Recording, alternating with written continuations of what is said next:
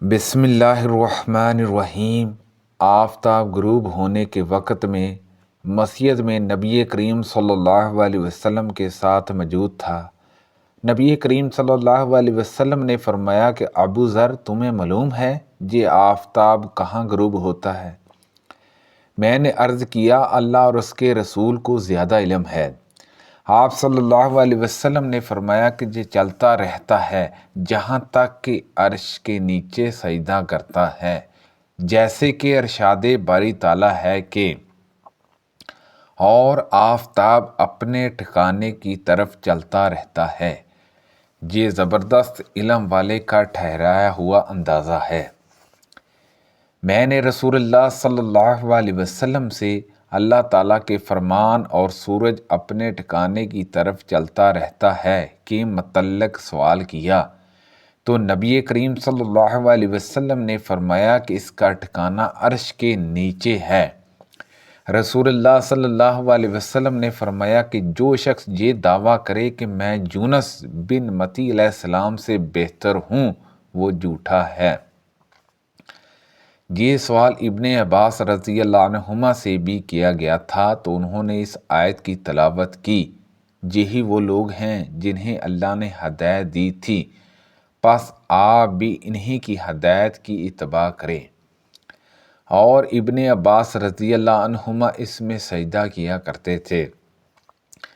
رسول اللہ صلی اللہ علیہ وسلم نے فرمایا کہ گزشتہ رات ایک سرکش جن اچانک میرے پاس آیا، جہاں اسی طرح کا کلمہ آپ صلی اللہ علیہ وسلم نے فرمایا تاکہ میری نماز خراب کرے، لیکن اللہ تعالیٰ نے مجھے اس پر قدرت دے دی اور میں نے سوچا کہ اسے مسجد کے ستون سے باندھ دوں تاکہ صبح کے وقت تم سب لوگ بھی اسے دیکھ سکو۔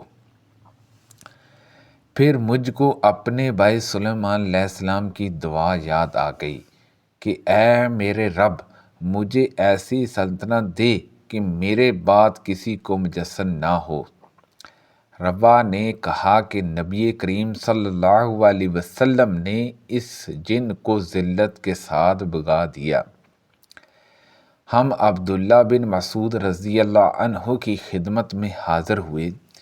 انہوں نے کہا، اے لوگو، جس شخص کو کسی چیز کا علم ہو تو وہ اسے بیان کرے، اگر علم نہ ہو تو کہے کہ اللہ ہی کو زیادہ علم ہے، کیونکہ یہ بھی علم ہی ہے کہ جو چیز نہ جانتا ہو اس کے متعلق کہہ دے کہ اللہ ہی زیادہ جاننے والا ہے۔ اللہ تعالیٰ نے اپنے نبی صلی اللہ علیہ وسلم سے بھی کہہ دیا تھا کہ آپ کہہ دیجئے کہ میں تم سے اس قرآن یا تبلیغ وحی پر کوئی اجرت نہیں چاہتا ہوں اور نہ میں بناوٹ کرنے والا ہوں، اور میں دخان دھوئیں کے بارے میں بتاؤں گا جس کا ذکر قرآن میں آیا ہے۔ رسول اللہ صلی اللہ علیہ وسلم نے قریش کو اسلام کی دعوت دی تو انہوں نے تاخیر کی۔ نبی کریم صلی اللہ علیہ وسلم نے ان کے حق میں بد دعا کی، اے اللہ، ان پر یوسف علیہ السلام کے زمانے کسی قحط سالی کے ذریعے میری مدد کر۔ چنانچہ قحط پڑا اور اتنا زبردست کہ ہر چیز ختم ہو گئی اور لوگ مردار اور چمڑے کھانے پر مجبور ہو گئے۔ بھوک کی شدت کی وجہ سے یہ حال تھا کہ آسمان کی طرف دھواں ہی دھواں نظر آتا تھا۔ اسی کے بارے میں اللہ تعالیٰ نے فرمایا کہ پس انتظار کرو اس دن کا جب آسمان کھلا ہوا دھواں لائے گا جو لوگوں پر چھا جائے گا، یہ دردناک عذاب ہے۔ استغفر اللہ۔ بیان کیا کہ پھر قریش دعا کرنے لگے کہ اے ہمارے رب، اس عذاب کو ہم سے ہٹا لے تو ہم ایمان لے آئیں گے، لیکن وہ نصیحت سننے والے کہاں ہیں؟ ان کے پاس تو رسول صاف معجزات دلائل کے ساتھ آ چکا اور وہ اس سے منہ موڑ چکے ہیں۔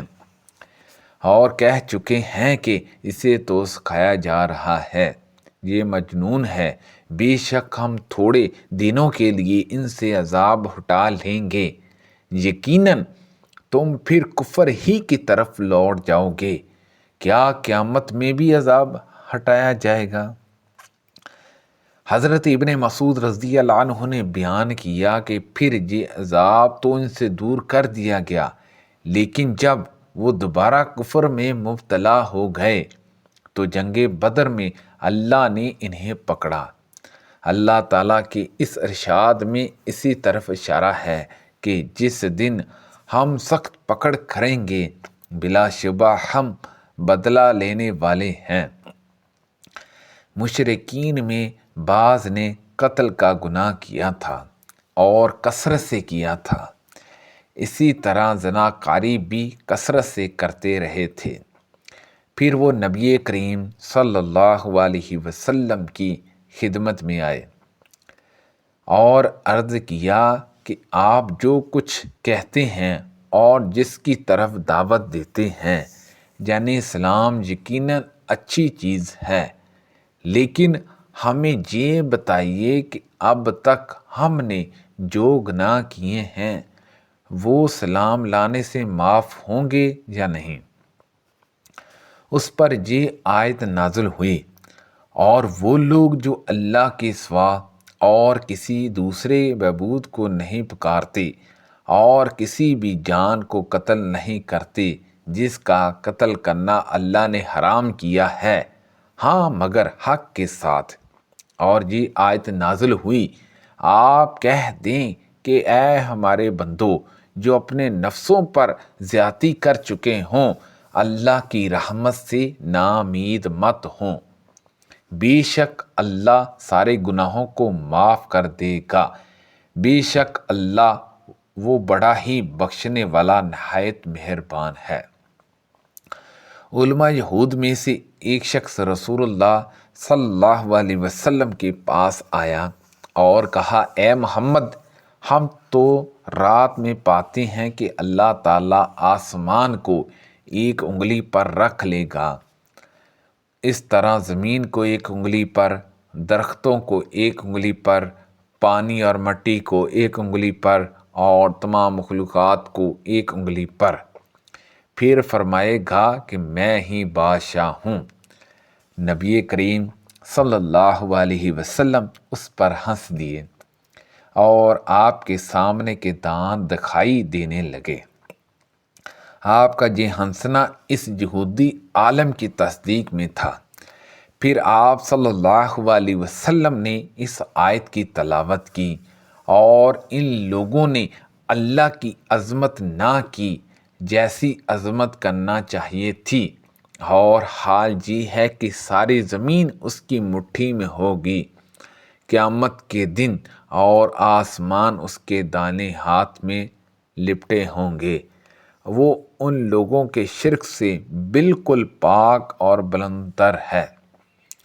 میں نے رسول اللہ صلی اللہ علیہ وسلم سے سنا، آپ صلی اللہ علیہ وسلم فرما رہے تھے کہ قیامت کے دن اللہ ساری زمین کو اپنی مٹھی میں لے لے گا اور آسمان کو اپنے دائیں ہاتھ میں لپیٹ لے گا۔ پھر فرمائے گا، آج حکومت صرف میری ہے، دنیا کے بادشاہ آج کہاں ہیں؟ نبی کریم صلی اللہ علیہ وسلم نے فرمایا کہ آخری مرتبہ سور پھونکے جانے کے بعد سب سے پہلے اپنا سر اٹھانے والا میں ہوں گا، لیکن اس وقت میں موسیٰ علیہ السلام کو دیکھوں گا کہ عرش کے ساتھ لپٹے ہوئے ہیں۔ اب مجھے نہیں معلوم کہ وہ پہلے ہی اسی طرح تھے یا دوسرے سور کے بعد مجھ سے پہلے اٹھ کر عرش الہی کو تھام لیں گے۔ سبحان اللہ عز و جل۔ اللہ پاک سے دعا ہے کہ اللہ پاک ان حدیثوں پر عمل کرنے کی توفیق عطا فرمائے۔ اللہ پاک ہم سب کو صحت و تندرستی عطا فرمائے۔ کو پڑھنے میں غلطی کوتاہی ہو گئی ہو تو اللہ پاک معاف فرمائے۔ صدقہ جاریہ سے زیادہ لوگوں تک شیئر کیجیے۔ آمین بجاہ النبی الامین صلی اللہ علیہ وسلم۔